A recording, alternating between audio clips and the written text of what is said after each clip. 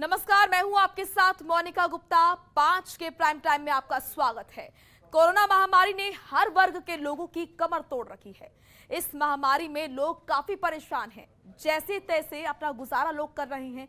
किसी ने अपने बच्चे को खोया तो किसी ने बच्चे के सर से मां तो किसी के सर से पिता का साया छीन लिया गया।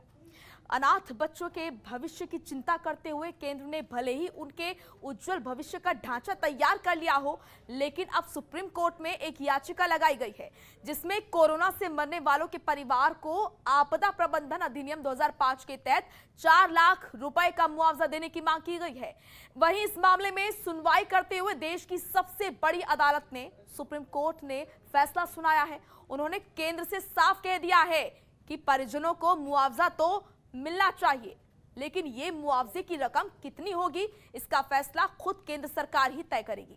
सुप्रीम कोर्ट ने केंद्र को निर्देश दिया कि वो कोविड-19 के कारण मरने वालों के परिवारों को मुआवजा राशि का भुगतान करने के लिए 6 हफ्ते के भीतर दिशा निर्देश तैयार करें। साथ ही केंद्र को दिशा निर्देश दिया गया है कि मृत्यु प्रमाण पत्र पाने की प्रक्रिया को भी सरल किया जाना चाहिए। इसी मुद्दे पर चर्चा के लिए हमारे साथ आज एक बड़ा पैनल जुड़ेगा, जिससे हम करेंगे इस मुद्दे पर चर्चा और जानेंगे कि क्या है केंद्र सरकार का इस मुद्दे पर रोड मैप, किस तरीके से आम जनता को राहत दी जाएगी। वो तमाम परिवार जिन्होंने अपनों को खोया है, असहनीय पीड़ा जिन्होंने सही है, उनके लिए केंद्र सरकार का क्या रोड मैप बनता है, ये देखने वाली बात रहेगी। वहीं विपक्ष की इस पर क्या है प्रतिक्रिया, ये भी हम जानेंगे।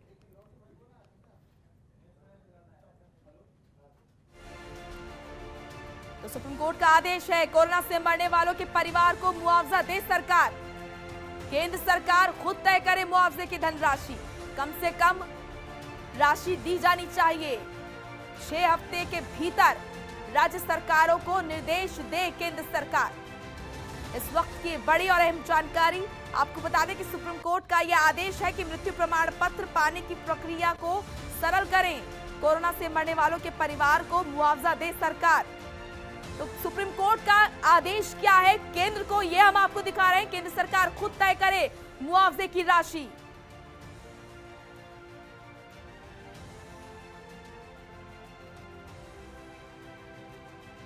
तो मुआवजा तो देना ही होगा। आज इस मुद्दे पर हम करेंगे चर्चा। इसके लिए हमारे साथ एक पैनल भी जुड़ा है, इससे आपको करा देते हैं रूबरू। रमाकांत मिश्रा हमारे साथ जुड़े हैं, प्रवक्ता हैं बीजेपी के, और अजय वर्मा हमारे साथ जुड़े हैं, नेता हैं कांग्रेस के। महावीर बेसोया हमारे साथ जुड़े हैं, सामाजिक कार्यकर्ता है। आप सभी का बहुत बहुत स्वागत है इस विशेष चर्चा में, और जानेंगे सभी की राय इस मुद्दे पर, क्या कुछ किसका क्या कहना है। सबसे पहले रमाकांत मिश्रा, मैं आपके पास आऊंगी। जिस तरीके से सुप्रीम कोर्ट ने जो आदेश दिया है उसको लेकर मुआवजे के मुद्दे पर, क्योंकि आम जनता की निगाहें आपके ऊपर है, मैं कहूंगी कि पूरे देश की निगाहें आपके ऊपर हैं। पूरे देश में कई लोगों ने अपने को खोया है कोविड-19 से, इस बीमारी से। तो क्या आप करेंगे, क्या सोचा है केंद्र सरकार ने, इसके लिए क्या रोड मैप बनाया जाएगा? देखिए मोनिका जी, बहुत अच्छा विषय आज, चूंकि आज का जो निर्णय है सुप्रीम कोर्ट का, माननीय न्यायालय का, निश्चित तौर पर इसको हम बहुत ही ज्यादा गंभीर हैं इसके ऊपर में, और खास करके उनके दिशा निर्देश का सम्मान करते हुए, जहां तक पहले का जिस तरह से प्राकृतिक आपदा जो था, पहले बाढ़, भूकंप, उसके बाद जो है जो बाढ़ था, भूकंप था, और एक ये था तूफान था। तो उस तरह की जो प्राकृतिक आपदाएं थी उसमें ये कोरोना नहीं आता था। अगर देखा, पढ़ा होगा इसको, एनडीएमए एक्ट 2005 के अंदर में अगर आपने देखा है, तो इस तरह की प्राकृतिक आपदाएं ये पहली बार आई है। और निश्चित तौर पर चूंकि इस तरह का प्रबंधन नहीं था, इस तरह का कोई गाइडलाइन नहीं था, इसलिए जो है सो सरकार ने इसके ऊपर में कोई ध्यान नहीं दिया था। लेकिन चूंकि सरकार बिल्कुल ही इसके ऊपर में गंभीर थी पहले से भी, लेकिन जहां तक बात है इस दिशा निर्देश की, तो निश्चित तौर पर इसमें जो संशोधन होगा वो किया जाएगा।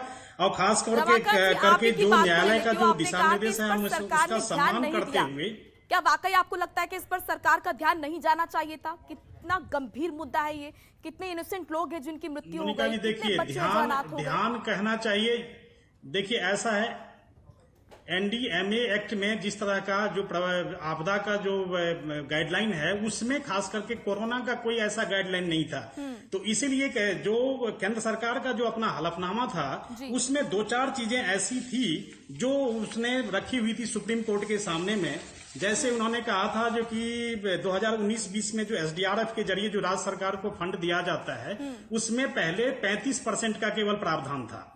अब उसको केंद्र सरकार ने क्या किया 2020-21 में, चूंकि कोरोना का ये काल आ गया तो इसमें इसको 35% से बढ़ा करके 50% कर दिया। ठीक है। तो और उसके बाद फिर 22.12 लाख जो हेल्थ केयर हमारे पास हैं, जो उनका 50 लाख का जो देखिए कोई लॉजिकल चीज को उन्होंने सुप्रीम कोर्ट के सामने में रखा हुआ था और उसी लॉजिकल चीज के आधार पर, उसी लॉजिकल चीज को आधार बनाते हुए उन्होंने इस तरह की बातें कही थी। लेकिन सरकार गंभीर नहीं है, ऐसी बात नहीं है। इसके लिए हम ये नहीं कह सकते जो कि सरकार गंभीर नहीं, सरकार बिल्कुल गंभीर है और इसमें कोई सोचा नहीं था। जी मोनिका जी, ठीक है, यही मेरा सवाल है कि अगर हादसे में मौत पर मुआवजा मिल सकता है तो कोविड से मौत पर क्यों नहीं मुआवजा मिल सकता? ये मैं मुझसे पूछ रहे हैं अभी। जी जी जी रमाकांत मोनिका जी मेरे से कह रहे हैं? हाँ जी रमाकांत जी आपसे। हाँ जी, मैं कह रहा था मोनिका जी मोनिका जी मैं ये कह रहा था चूंकि एनडीएमए के अंदर में इस तरह के प्रावधान नहीं थे, क्योंकि जो प्राकृतिक आपदा के अंदर में ये इस तरह का कोई गाइडलाइन नहीं था, जो कोरोना का कोई ऐसा कोई कंडीशन था इस वजह से। हालांकि इसमें बाढ़ था, तूफान है, भूकंप है, ये है, लेकिन इसके अंदर में वो चीज नहीं था। इसीलिए अगर सुप्रीम कोर्ट ने इस चीज को इनिशिएट लेकर के उन्होंने अगर कहा है जो कि नहीं इसमें संशोधन हो करके उसके बाद जो मुआवजा है वो उसको तय करना चाहिए, तो निश्चित तौर पर ये तय करना चाहिए, इसमें कोई दो मत नहीं। लेकिन सुप्रीम कोर्ट के इनिशिएट लेने से पहले मुझे लगता है कि केंद्र सरकार को स्वयं लेना चाहिए था। देश की परिस्थिति को देखकर अपनी जिम्मेदारी खुद समझनी चाहिए थी और कुछ ना कुछ रणनीति जरूर तैयार करनी चाहिए थी। ठीक है, आऊंगे आपके पास रमाकांत जी इस पर। ठीक है, मैं बिल्कुल ठीक है, मैं प्रतिक्रिया लेना चाहूंगी अजय वर्मा जी आपसे। मुआवजे के मुद्दे पर सबसे पहले आपकी प्रतिक्रिया मैं चाहूंगी। देखिए, मैं सुप्रीम कोर्ट ने जो गाइडलाइन दी है वो गाइडलाइन तो मानवीय आधार पर सरकार को अपने आप स्वतः संज्ञान से लेनी चाहिए थी। डिजास्टर मैनेजमेंट 1890 के बाद अगर आप देखें, फिर उसका संशोधन 1990 के बाद देखें, आपदाएं किसी से कह के नहीं आती। मानवीय संवेदनाओं से जब खिलवाड़ होता है सरकार के, मैं ज्ञानवान डिग्रीधारी प्रधानमंत्री से पूछना चाहता हूं कि अपने उद्योगपति दोस्तों का जो रिट्स ऑफ लोन किया है उन्होंने, उसके लिए क्या परमिशन लिया, किसी से पूछा है? संविधान में तो लिखा नहीं है कि रिट्स ऑफ करना पड़ेगा। इसी मुद्दे पर अगर हम बात करें क्या अच्छा रहेगा। प्रधानमंत्री जी ने अनुमति ली थी कि नोटबंदी हम करेंगे? संविधान में तो लिखा हुआ नहीं था। ठीक है, मैं यही तो बताने जा रहा हूँ ना होते हुए कि लाखों लोग मर गए, निकालने की हम कोशिश करेंगे। नहीं, मैं यही बताने जा रहा हूँ, लाखों लोग मर गए और किसी की पीड़ा दूर नहीं हो रही। मैं समझ रहा हूँ मुआवजे से भी किसी की पीड़ा दूर नहीं होगी, परिवार का आदमी तो लौटेगा नहीं। मेरा अनुरोध है देश की सरकार से, सुप्रीम कोर्ट के निर्देशों के बाद, कि इसमें प्रत्येक व्यक्ति को 10 लाख, कांग्रेस पार्टी अनुरोध करती है और हमारे नेता और हमारी तरफ से, कि प्रत्येक व्यक्ति को 10 लाख रुपए का मुआवजा। हालांकि मुआवजे से मरी हुई जिंदगी वापस नहीं लौटती, बहन को भाई, बेटे को माँ, बाप को बहू, ये नहीं मिलेंगे।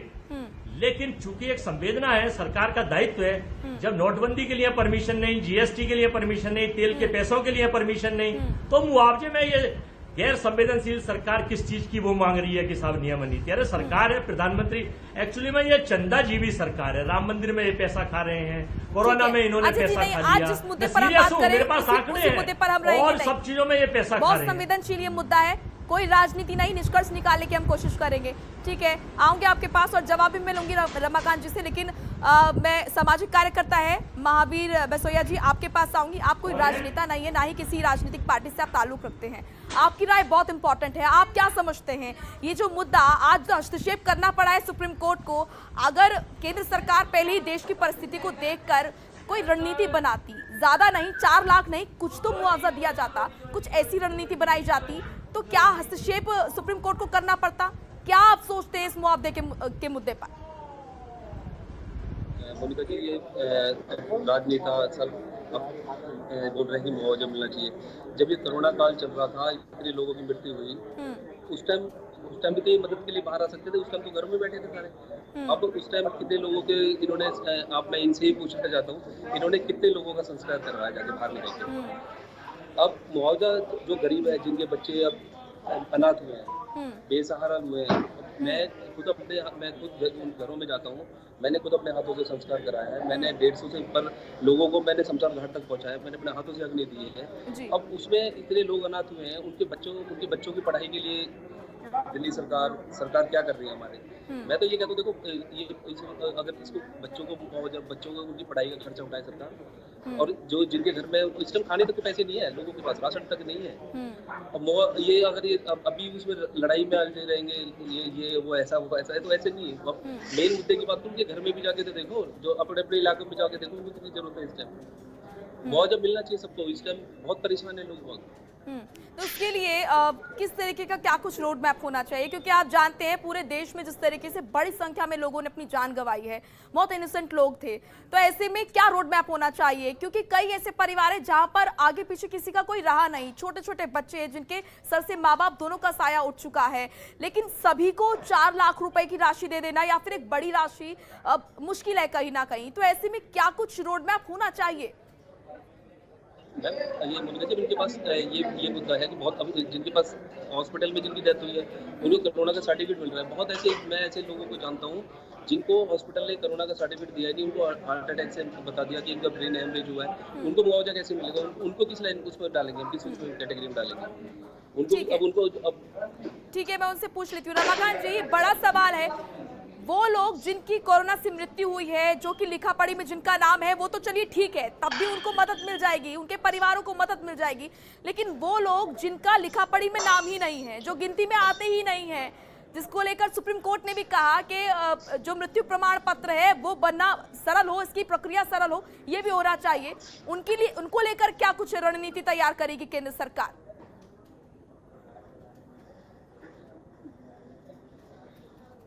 कोर्ट का निर्देश है, इसमें वो भी निर्देशित है, जो कि जहां तक बात है 2019-20 का जो एसटी, मैं आपको थोड़ा सा मैं इसके ऊपर में फोकस करना चाहूंगा, जो कि केंद्र सरकार ने किस तरह से इस काम को किस तरह से इनिशिएट लिया, किस तरह से बेहतरी करने के लिए कोशिश करी उसने।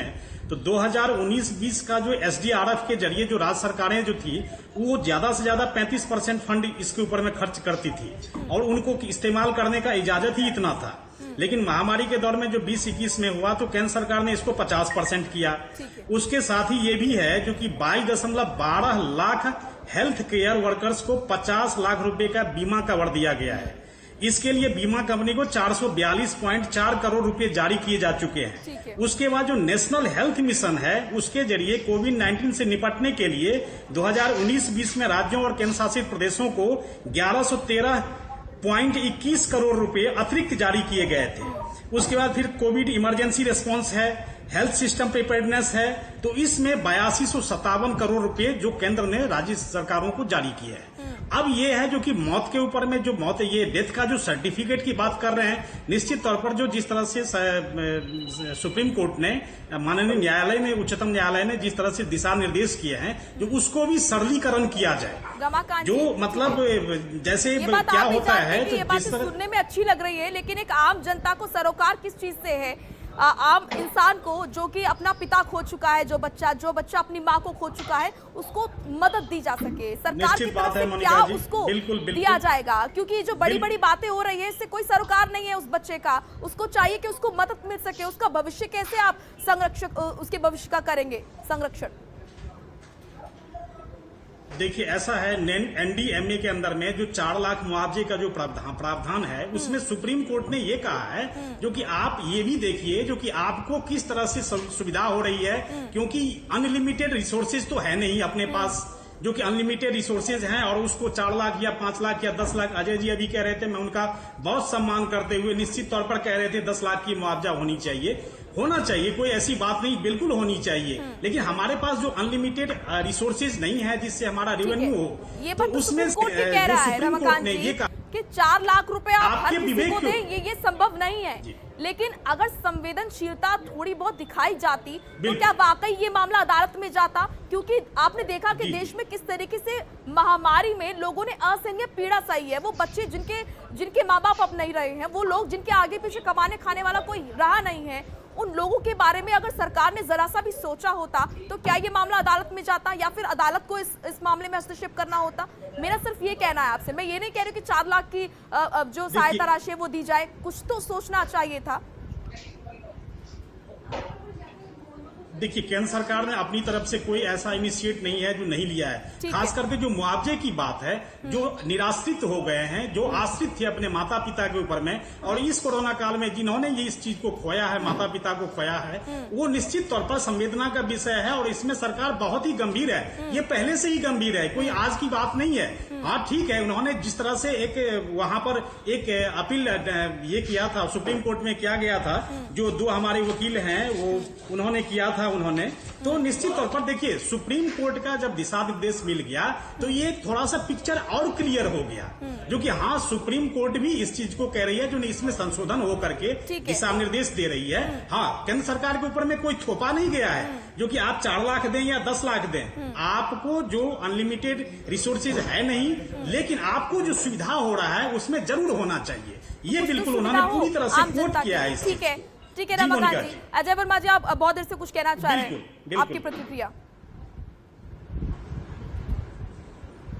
देखिए महावीर जी हमारे छोटे भाई हैं, हमें खैर गाने की आने की आदत नहीं है। जिस वक्त कोरोना का पहला दौर और दूसरा दौर चला, हमारी पार्टी पूरे देश में जो कर रही थी, मैंने अपने व्यक्तिगत प्रयास से 100 से ज्यादा लोगों को तो बेड और गोद दिलवाई, 50 से ज्यादा लोगों को शमशान में उनके क्रिमिनेशंस की व्यवस्था कराई जब सरकार अव्यवस्थित हो चुकी, और इंजेक्शंस डीएम से कह के, कलेक्टर से कह के, कमिश्नर से कह के, टॉसलीजोम्स और रेमडेसिविर और ऑक्सीजन के सिलेंडर की तो कोई गिनती नहीं है। जिस लेवल से इवन हमने अफसरों से रिक्वेस्ट कर करके रात और दिन में अपने वॉलंटियर लगाकर लोगों को भिजवाए। अगर उसकी सूची में भेज दूं और उसको कर दूं तो अपने मुंह मुहैया मिठ्ठे वाली वाले दोगे। हमने जितने लोगों की मदद करी, हम गाते नहीं, हम कहते नहीं, और फिर अपने संसाधनों से, अपने पास से जो हमने मदद करी, सरकार से तो हम इसलिए अनुरोध करना चाहते हैं कि हमने अनुरोध का मांग किया था कि पीएम केयर्स फंड में जो देश विदेश से पैसा आया है कोरोना के काल में, यहाँ के इंडस्ट्रिस्टों ने दिया, यहाँ के भामाशाहों ने दिया, यहाँ के कर्मचारियों का पैसा कटा, एमपीओ के फंड कटा, एमएलओ का फंड कटा, यहाँ के सारे कर्मचारियों, इवन उन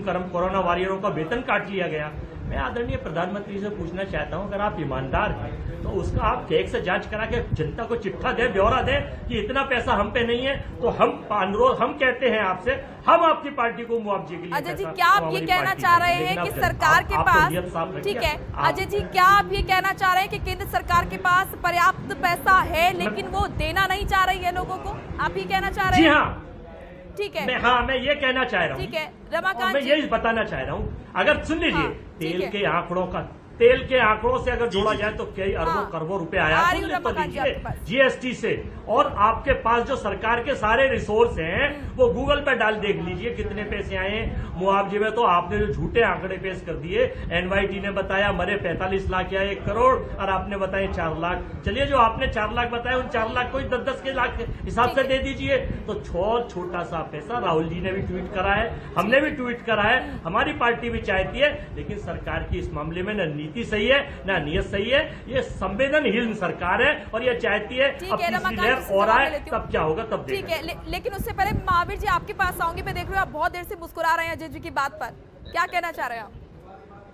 मैं तो ये कह रहा हूँ सर, ये लड़ाई छोड़ के आप इंसानियत के नाते इसको देखो कि हम, मैंने ये बात शुरुआत में ही कही थी कि आज राजनीति इस मुद्दे पर नहीं होनी चाहिए, निष्कर्ष निकलना चाहिए कैसे उन बच्चों का भविष्य जो है वो संरक्षण उसका किया जाए, उनके भविष्य का कैसे उन पर आगे की रणनीति बनाई जाए, कैसे रोड मैप तैयार होना चाहिए, इस पर बात होनी चाहिए, ना कि इस पर राजनीति होनी चाहिए। हाँ, अजय जी हमारे बड़े भाई हैं, बड़े भाई के जैसे हैं, वो थोड़ा सा बहुत जल्दी गुस्सा हो जाते हैं। मैं ये कहना चाह रहा हूँ कि जैसे ये हमें अब जितने भी जो गरीब बच्चे जैसे इनके जो अनाथ हुए हैं ना, अगर हम इनके मुआवजे तो हम दे ही रहे हैं। मैंने सिर्फ आपसे एक सवाल ये करा था ये हमारे बहुत से ना ऐसे लोग हैं जिनके हमारे पास आधार कार्ड नहीं है। मैं बहुत से ऐसे रिक्शा वालों को लेके गया हूँ, बहुत से ऐसे चाय वाले गरीब हैं जिनको मैंने संस्कार अपने हाथ से करा है, उनके पास पैसे नहीं, उनको मुआवजा हम किस तरीके से देंगे? एक तो दूसरा, अगर हम ये लड़ाई छोड़ दें ना कि केंद्र सरकार के पास इतना पैसा है, दिल्ली सरकार के पास इतना क्या पैसा है, हम अगर पर्सनली अपने अपने उसमें जाके लोगों की जाके मदद करें ना, देखें तो कितने लोग ऐसे हैं जिनको हमारी मदद की जरूरत है। तो यह लड़ाई का मुद्दा नहीं है, लड़ाई राजनीति और लड़ाई के मुद्दे को छोड़ के अगर हम उनकी वजह पर्सनली मदद करें ना इंसानियत के नाते, तो ये सबसे ऊपर है हमारे लिए। महावीर जी, अगर ये होता तो आज इस डिबेट की जरूरत ना होती, आज इस मुद्दे पर हम बात ना कर रहे होते महावीर जी। ठीक है रमाकांत जी, आपका जवाब मैं चाहूंगी। जिस तरीके से अजय जी ने तमाम सवाल खड़े किए हैं पार्टी के ऊपर, केंद्र सरकार के ऊपर, कि पैसा तो बहुत है लेकिन नियत नहीं है केंद्र सरकार की देने की। नहीं, देखिए मोनिका जी, अजय जी मेरे बहुत ही सम्मानित व्यक्ति हैं, हमारे बड़े भाई हैं, और इसमें कोई दो मत नहीं। मैं उनका बहुत सम्मान करता हूं। उन्होंने जो अपना परिप्रेक्ष्य दिया है, अपना विषय रखा है, बहुत ही संवेदनशील है, बहुत अच्छी बात है। जैसे हम लोगों ने इस कोरोना में निश्चित तौर पर किसी न किसी को खोया है, इसमें कोई दो मत नहीं है। लेकिन जहां तक बात है जो कि ऑक्सीजन की बात हो, चाहे रेमडेसिविर की बात हो, चाहे कोई मेडिसिन हो, चाहे कोई भी हो, हम लोगों ने अपनी तरफ से जहां तक हुआ है सबने किया है, पूरा देश ने किया है, पूरा देश का एक एक जनता ने किया है। लेकिन देखिए जो सरकार का पूरा जो फोकस था वो उसमें था जो कि जैसे हेल्थ इंफ्रास्ट्रक्चर, जैसे हम लोगों ने कुछ ऐसे विषयों पर निश्चित तौर पर हम लोगों ने कहीं ना कहीं ये देखा जो कमी महसूस की गई पूरे देश के अंदर में, उसको बेहतर करने की कोशिश के ऊपर में केंद्र सरकार ने पूरी तरह से फोकस किया। लेकिन जहां तक बात है हेल्थ वर्करों की, वहां पर उन्होंने बीमा भी करवाया हुआ है, जो प्रीमियम है वो भी केंद्र सरकार ही दे रही है। फिर कोविड मैनेजमेंट है, तीसरी लहर जो आ रही है, किया इसके लिए मैं मना भी नहीं कर रही, उनके लिए किया। लेकिन वो इनोसेंट लोग जिनकी मृत्यु हुई है कोविड के चलते, वो बच्चे जिनके आगे पीछे कोई देखने वाला है नहीं, उनका अब क्या होगा? वो तो सरकार के भरोसे है ना। जी बिल्कुल उसी विषय पे आ रहा हूँ। उसी तो विषय बताइए पे क्या रोड मैप तैयार किया जैसे जाएगा? क्या है जो कि अभी जैसे अभी मैं बता रहा हूँ, बिल्कुल बता रहा हूँ। तो जिस तरह से हमारे जो वैज्ञानिक कह रहे हैं जो कि, और हमारे जो डॉक्टर कह रहे हैं जो कि तीसरी लहर भी आने वाली है, निश्चित तौर पर हम लोगों को पूरी इंफ्रास्ट्रक्चर को और बेहतर करने की कोशिश करनी चाहिए। खास करके जो तीसरी लहर की बात हम लोग कर रहे हैं अभी, तो उसके लिए भी तैयारी है। तो देखिए हमारे पास, जो मैं पहले ही बता चुका हूं, जो हमारे पास अनलिमिटेड रिसोर्सेज नहीं है। लेकिन जहां तक मुआवजे की बात है, तो माननीय न्यायालय ने जिस तरह से दिशा निर्देश दिए हैं वो थोड़ा सा क्रिस्टल क्लियर हुआ है और ये बेहतर हुआ है। उन्होंने जो दिशा निर्देश दिए हैं उनका मैं सम्मान करते हुए, तो केंद्र सरकार भी पूरी तरह से इसके ऊपर में गंभीर है। अब आप कह रहे हैं कि इससे क्रिस्टल क्लियर हुआ है, इससे पहले केंद्र सरकार ने क्या सोचा था? क्या रोड मैप था केंद्र सरकार का? क्योंकि अगर लगातार याचिका दायर की जा रही है, लगातार लोग अदालत का दरवाजा खटखटा रहे हैं, तो इसीलिए ना, क्योंकि उनकी सुनवाई नहीं हो रही है। देखिए उसमें क्या था, जो केंद्र सरकार ने आपदा प्रबंधन नियम को उन्होंने जिस तरह से कहा था, जो कि भाई ये बाढ़ और भूकंप, ये प्राकृतिक आपदा के अंदर में ये नहीं है, क्योंकि अचानक ये चीज आया है, तो निश्चित तौर पर इसमें ये सारे आयाम को ध्यान में रखते हुए ये भी हुआ है जो कि इस तरह की जो महामारी है वो भी आपदा प्रबंधन के अंदर में होना चाहिए। तो इसलिए अगर ये नई चीज आई है तो इस नई चीज के ऊपर में हमारी वर्किंग है, और महामारी में भी यही हुआ है सर। ठीक है रमाकांत जी, मैंने आपकी बात सुन ली है। अजय जी, क्योंकि वक्त का अभाव है इसलिए आपका भी मैं फाइनल कमेंट चाहती हूँ। राजनीति को साइड में रखते हुए विपक्ष के तौर पर आप क्या कहना चाहेंगे? क्या रोड मैप इसके लिए तैयार होना चाहिए? क्या फॉर्मेट होना चाहिए? कैसे बच्चों का जो जीवन है उसको संरक्षण उसका किया जाना चाहिए? यहाँ पर क्या सुझाव आप देना चाहेंगे केंद्र सरकार को? राजनीति नहीं, हमारा केंद्र सरकार को ये सुझाव है कि सही मायनों में हिंदुस्तान के हर स्टेट में कोरोना से जितने भी लोग पीड़ित हुए हैं, जो भी मरे हैं, उनकी एक सही सूची, जेन्युइन सूची, बिना पॉलिटिक्स करे बनाए, नंबर 1। नंबर 2, जितने लोग, कोई बच्चे अगर बेसहारा हो गए हैं तो बहुत सी सामाजिक संस्थाएं, हमारे यहाँ से भी 1-2 बच्चों को लिया गया है। सरकार उनका समुचित उसकी व्यवस्था करने की जिम्मेदारी देश की सरकार की, थोड़ा शॉर्ट में उनकी समुचित व्यवस्था करे, और इनके लिए एक अच्छा सा मुआवजा तय करके, ठीक है, अच्छा सा मुआवजा तय करे, और आने वाली तीसरी लहर की पूरी तैयारी करे, ताकि कोई अप्रिय घटना आने वाले कल में ना हमें झेलनी पड़े। बहुत अच्छी बात है। महावीर जी, आपकी मैं फाइनल कमेंट चाहूंगी। बच्चे तो हुए अनाथ, और जिनके लेकिन घर में बुजुर्ग ऐसे थे जिनके बच्चे जो कमाने वाले थे वो बुजुर्ग भी अकेले रह गए, उनको कोई करने वाला नहीं है। बुजुर्गों के लिए भी कुछ होना चाहिए। बच्चों को तो दे रहे कि हम इनको पढ़ाई कर देंगे, बुजुर्गों का कैसे करेंगे? बिल्कुल नहीं, उनको ये भी तो बहुत देखना इंपॉर्टेंट पड़ेगा। बात आपने कही है। और रमाकांत जी, एक और जरूरी बात मैं कह दूं जो कि सुप्रीम कोर्ट ने भी कहा था, उन लोगों के लिए भी होना चाहिए जिनका लिखा पढ़ी में नाम ही नहीं है कि उनकी कोविड से मृत्यु हुई है, उनका क्या होगा जो गिनती में ही नहीं है। तो उसके लिए भी केंद्र सरकार को बहुत जरूरी है कि कोई रणनीति बनाई जाए, उसके लिए भी केंद्र सरकार सोचे। तो क्योंकि समय का अभाव है इसलिए आप सभी लोगों का मैं शुक्रिया करूंगी। रमाकांत जी आपका, अजय वर्मा जी आपका, महावीर जी आपका भी, आप लोग जुड़े और इस विषय पर आपने अपनी राय रखी। और 6 हफ्तों का समय सुप्रीम कोर्ट ने दिया है केंद्र को कि इस पर कोई रोड मैप तैयार होना चाहिए, कैसे उन लोगों की सहायता की जाए, क्या उनको धनराशि दी जाएगी, सहायता राशि दी जाएगी जिन्होंने अपनों को खोया है, असहनीय पीड़ा सही है, जिन्होंने अंतिम दर्शन वो नहीं कर पाए अपनों के, वो बच्चे जो अपने माँ बाप को नहीं देख पाए हैं, उनका जो जीवन है आगे का, उसको लेकर केंद्र सरकार की क्या रणनीति है, क्योंकि वो बच्चे अब केंद्र सरकार की ही तरफ देख रहे हैं। पूरा देश, जिन लोगों की मृत्यु देश में कोविड की वजह से हुई है, उनका परिवार केंद्र सरकार की तरफ देख रहा है। अब देखना होगा कि 6 हफ्तों के भीतर या 6 हफ्तों के बाद केंद्र सरकार क्या कुछ रोड मैप तैयार करती है ऐसे लोगों के लिए। चलिए फिलहाल 5 का प्राइम टाइम में इतना ही। आप देखते रहिए जनतंत्र टीवी। नमस्कार।